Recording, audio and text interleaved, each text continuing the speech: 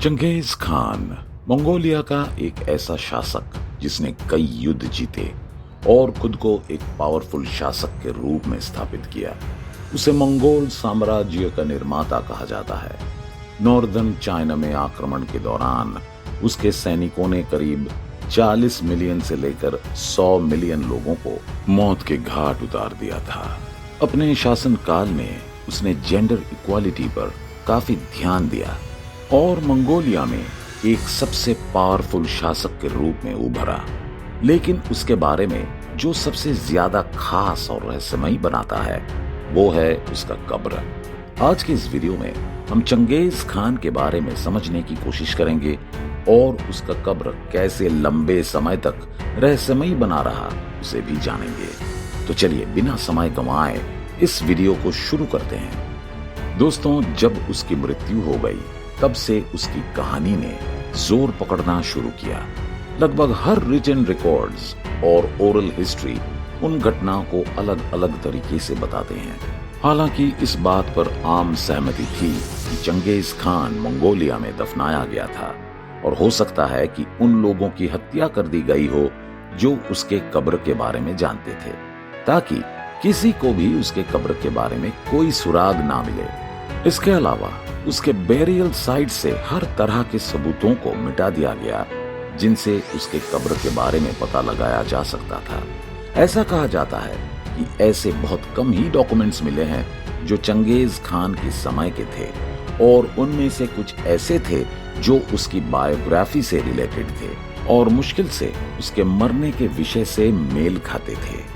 अगर हम पुराने डॉक्यूमेंट्स को देखें जो मंगोलिया में लिखे गए थे तो सभी उसके मृत्यु के बारे में यही बताते हैं कि वो 1227 में स्वर्ग के लिए मर गया था। ऐसी कई अफवाहें हैं कि खान ने खुद ही अपने मृत्यु को गुप्त रखने का आदेश दिया था ताकि उसके विरोधी सिचुएशन का फायदा नहीं उठा सके।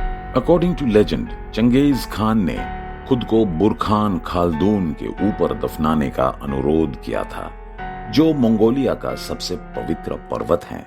हालांकि ग्रेव साइट मेंशन नहीं की गई थी। दोस्तों, चंगेज खान का जन्म करीब 1162 में ओनोन नदी के किनारे हुआ था।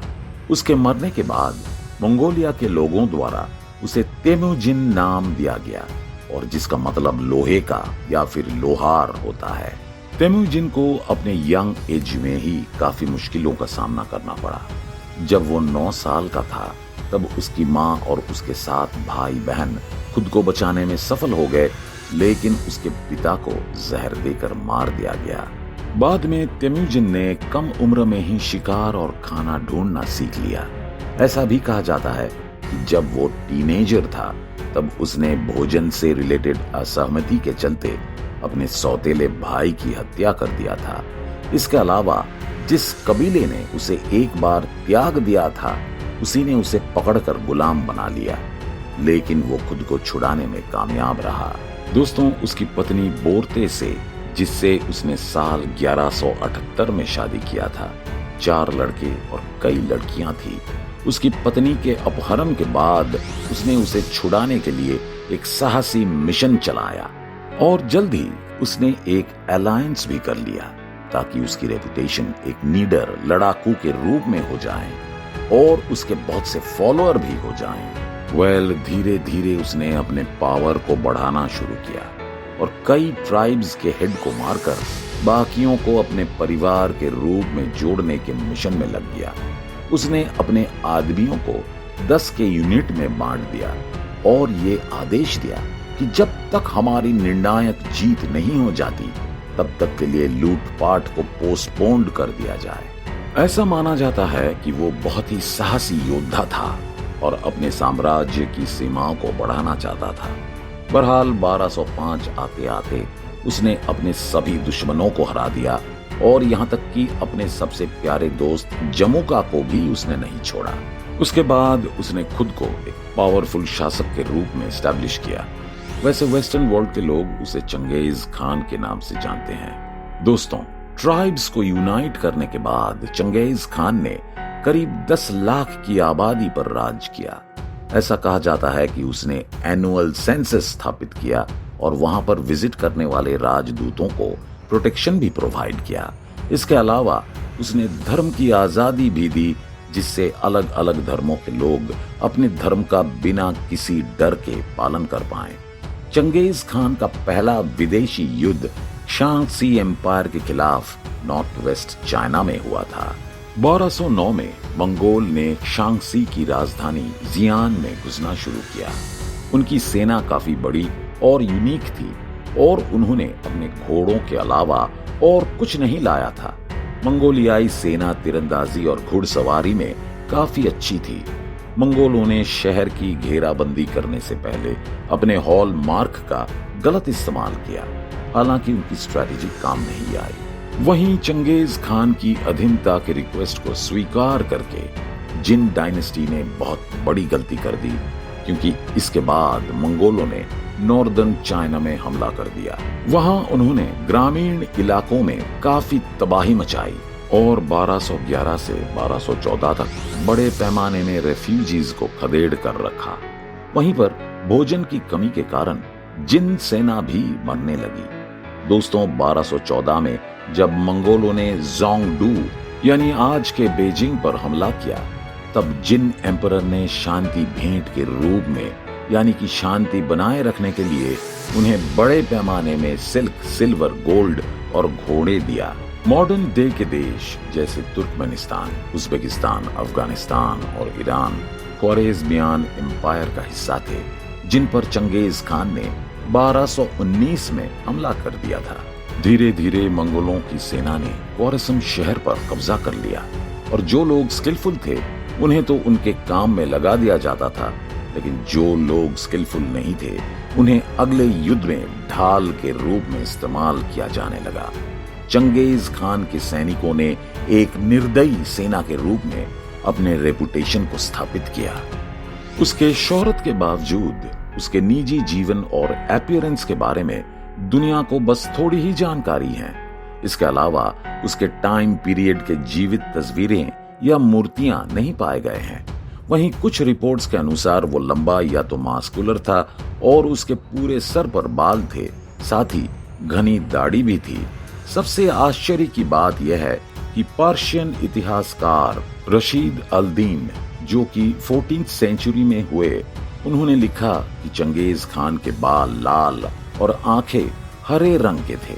हालांकि अल दीन की लिखी हुई बात गलत भी हो सकती है, क्योंकि असल में वे उससे कभी नहीं मिले थे। दोस्तों, आगे चंगेज खान की सेना ने कई लड़ाइयां लड़ी और उनमें से अधिकतर जीती भी, लेकिन सबसे बड़ा नरसंहार तब हुआ जब उसकी सेना ने शांगसी के टैनगॉट्स पर हमला किया। सेना ने टैनगॉटिन लोगों को हरा दिया और राजधानी को अपने कब्जे में ले लिया। वैसे तो मंगोल इन्वेशन के दौरान मारे गए लोगों की संख्या अननोन है, लेकिन अनुमान लगाया जाता है कि करीब 40 से लेकर 100 से अधिक मिलियन लोग मंगोल सेना द्वारा मारे गए थे। दोस्तों, मिडिल एज सेंसस के अनुसार खान के शासनकाल के दौरान चाइना के पॉपुलेशन में करीब 10 मिलियन की गिरावट आई थी। इतना ही नहीं, एक्सपर्ट्स मानते हैं कि खान आज के ईरान में रहने वाले का करीब 3/4 लोगों की मृत्यु का जिम्मेदार हो सकता है। इसके अलावा वर्ल्ड पॉपुलेशन का करीब 11% पॉपुलेशन मंगोल सेना द्वारा मारी गई थी। वहीं दूसरे पहलू को देखें तो चंगेज खान का मानना था कि सभी को अपने अपने धर्म का पालन करने का हक है, इसलिए वो इस मामले में थोड़ा सॉफ्ट था। साथ ही वो खुद ही स्पिरिचुअलिटी में काफी विश्वास करता था। शायद सबसे अधिक मिस्ट्री वाली बात उसके लाइफ के बारे में है कि उसकी मृत्यु कैसे हुई थी।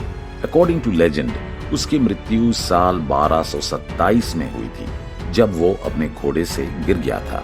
लेकिन इसके साथ कई अन्य कारण भी बताए जाते हैं, जैसे मलेरिया और तीर से घुटने में हुआ घाव।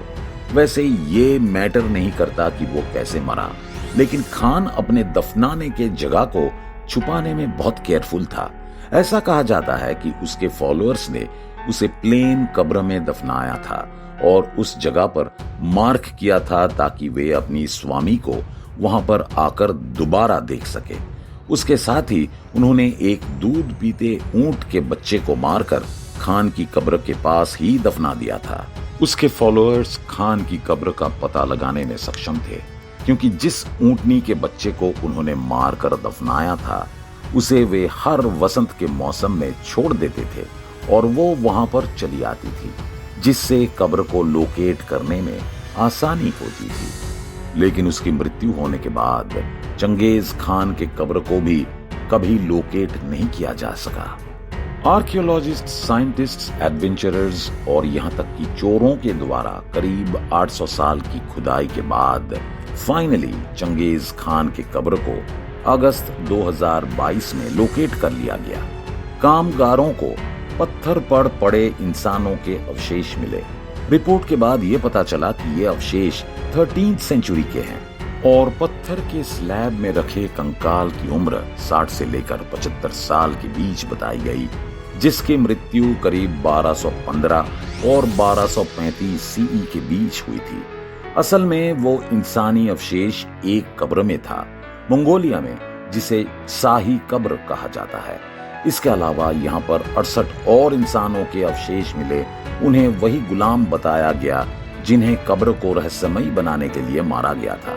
वैसे क्या ये जानकारियां चंगेज खान को कम रहस्यमयी बनाती हैं या फिर उसे महान आदमी कम और आम इंसान ज्यादा बनाती हैं? कमेंट करके जरूर बताएं। 20th सेंचुरी तक सोवियत संघ ने मंगोलिया पर शासन किया था और उस दौरान चंगेज का नाम लेना भी इलीगल था, लेकिन अब उसे नेशनल हीरो के रूप में सम्मानित किया गया है और उसे देश के फाउंडिंग फादर के रूप में भी जाना जाता है। वैसे दोस्तों, चंगेज खान को उसके अलग अलग कामों के लिए जाना जाता है, जैसे कि उसके शासन काल में जेंडर इक्वालिटी पर अधिक ध्यान दिया जाता था। सभी को प्रॉपर्टी रखने का हक था, फिर चाहे वो विधवा औरत ही क्यों ना हो। वो अपने माँ और पत्नी की बातों को भी सुनता था और उसके हिसाब से फैसला लेता था और वो अपने गोल के प्रति काफी फोकस्ड था। 11th और 12th सेंचुरी में उसने जो काम करके दिखाया उसे बिल्कुल ही भुलाया नहीं जा सकता है। उम्मीद करते हैं कि आपको ये वीडियो पसंद आई होगी। अगर वीडियो अच्छी लगी हो तो इसे लाइक और शेयर जरूर करें और इसी तरह के इंफॉर्मेटिव वीडियो देखने के लिए हमारे इस चैनल को सब्सक्राइब भी करें। फिलहाल के लिए इस वीडियो में बस इतना ही। मिलते हैं किसी अन्य इंफॉर्मेटिव वीडियो के साथ। धन्यवाद।